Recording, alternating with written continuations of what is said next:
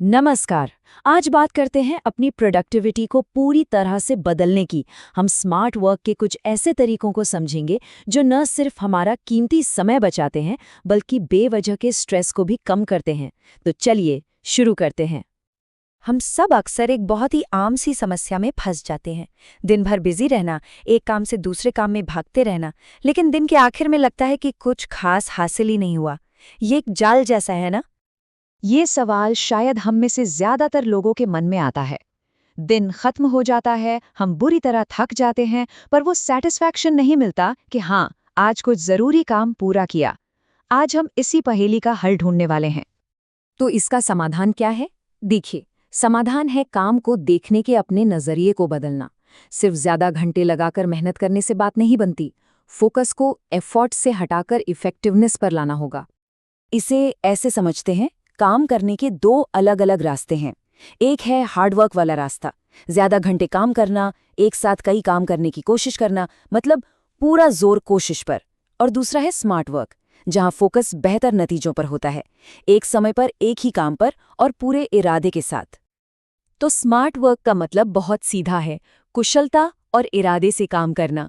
इसका लक्ष्य ये है कि कम से कम एनर्जी बर्बाद हो, ध्यान कम से कम भटके और नतीजे बेहतरीन निकलें।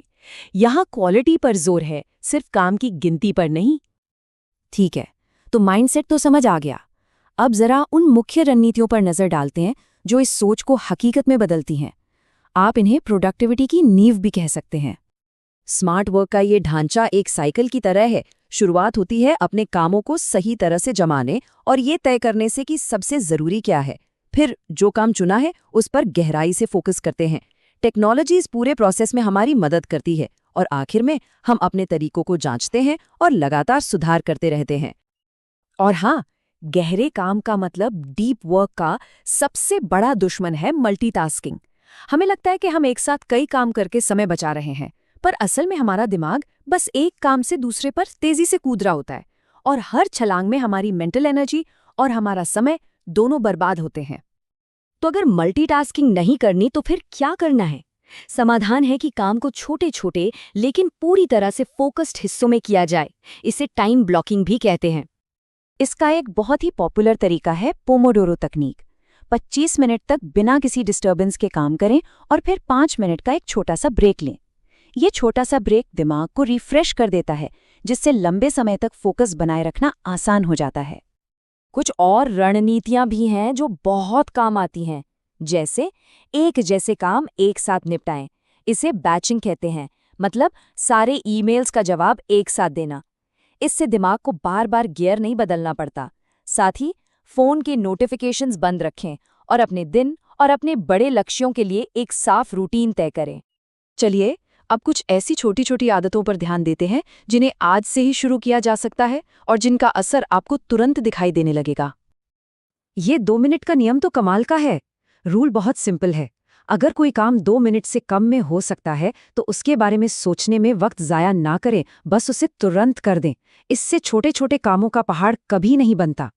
मानसिक स्पष्टता के लिए 2 और आदतें बहुत जरूरी हैं।